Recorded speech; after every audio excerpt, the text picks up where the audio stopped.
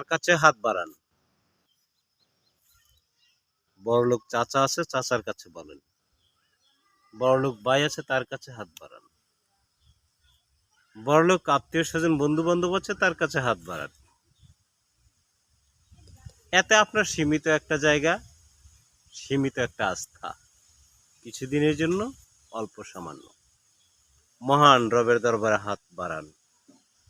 মহান রব যদি দেয়, আপনার হয়ে যাবে আকাশ ছোঁয়া পাওয়া।